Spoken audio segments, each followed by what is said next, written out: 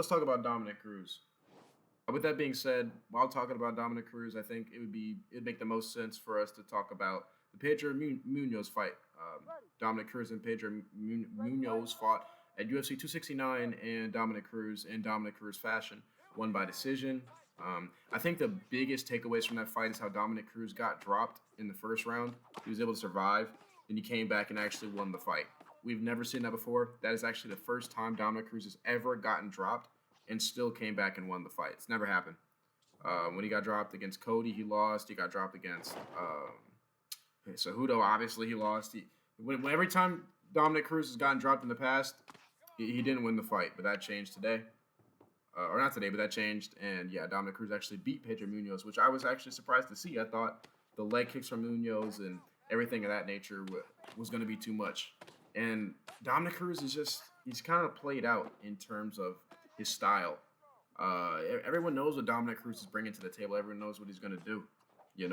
I think he's been fighting for so long, even though he's taking those long layoffs. Everyone's seen Dominic Cruz and been like, wow, what is this guy doing? And really analyzed him.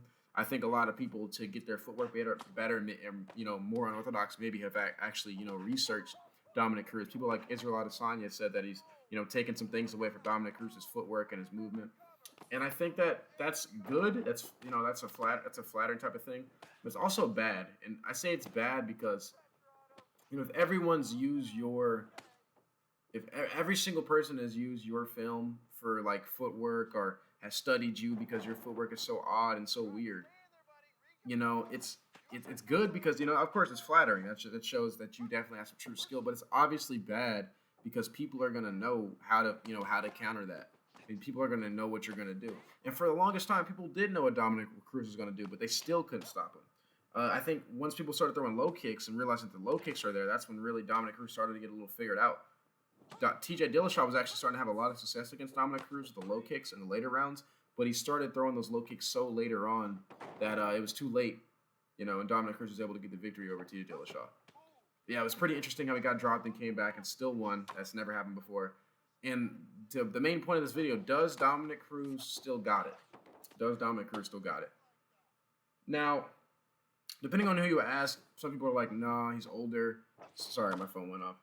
People are like, nah, he's older. He's lost his mojo. Yeah, he's still good. He's still prime Dominic Cruz. Now, while I won't say he's exactly prime Dominic Cruz, I think ring rust is real. And being that he has not fought a crazy amount of times, he's definitely not as good as he was back in the old days when he was beating everybody. But I definitely do think, yes, Dominic Cruz does still have it. And people are asking this question because Dominic Cruz is having a lot closer fights than he ever used to. They called him the Dominator for a reason, ladies and gentlemen. Dominic Cruz, he was never known for his knockouts, but he was known as a guy that you just couldn't touch.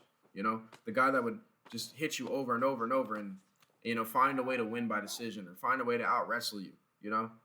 He would always find a way to get that W.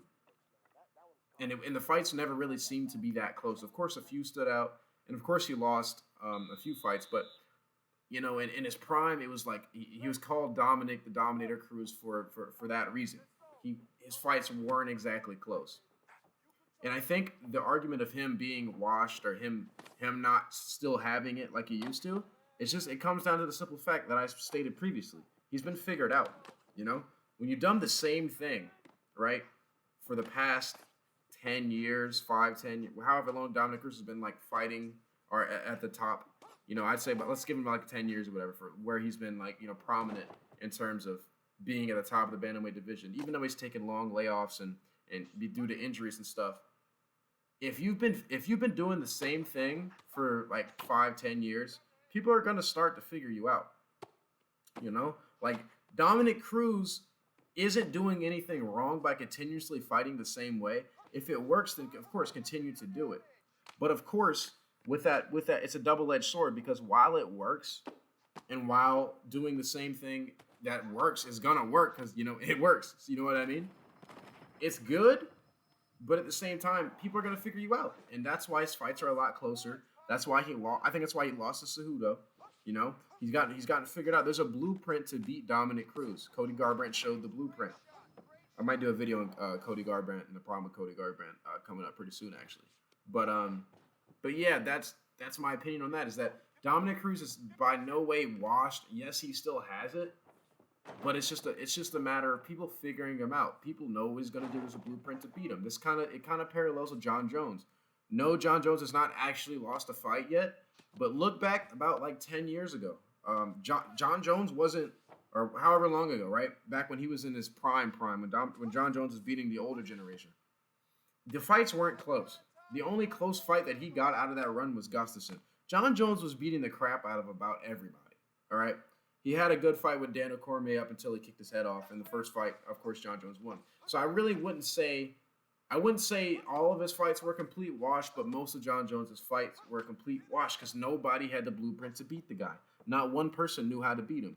But as time progressed, and as John Jones continued to be John Jones and doing which is he's supposed to do. He's supposed to be John Jones. He's supposed to do what took him to the dance, what took him to the race, right? But as John Jones continuously does the same thing, people are gonna catch on. People are gonna catch on. And as I say that, like John Jones started getting closer and closer fights. His fights started getting closer, a la Dominic Reyes, Thiago Santos. I actually thought Dominic Reyes beat John Jones, but that's a topic for another video. So, I think that John Jones is a perfect parallel to Dominic Cruz in a way. It's like, if you do the same thing over and over, eventually people are gonna get a grasp of what the blueprint is to beat you. Now, I think off that, let's talk about Dominic Cruz's chances of winning another title. Now, frankly put, right? Don't call me a hater. Don't call me. Dominic Cruz is not winning another UFC title. Whether that's the featherweight title, whether that's the bantamweight, championship. Dominic Cruz is simply not winning another UFC title. Can he get to the top? Yes, he just beat Pedro Munoz. Dominic Cruz can definitely get to the top again, right? I thought his loss against Cejudo was kind of fluky in terms of, how the stoppage. But that's neither here nor there. My whole point is Dominic Cruz, with the talent that's out there right now, is not winning the title. Let's put him against the top, right? Let's put him against the top. Dominic Cruz versus Petr Yan. Let's put him against a few people on the top. Can Dominic Cruz beat Petr Yan? Quite frankly, no. And I say this because Petr Yan's smart. Petr Yan is probably one of the best, if not the best person at making reads in the UFC right now. As the fight goes on, Petr Yan's known for taking off about the first round, maybe first round and a half, taking the information that he got from those first rounds, and then making, stellar reads and getting finishes or winning by decision. That's Petr Yan in a nutshell.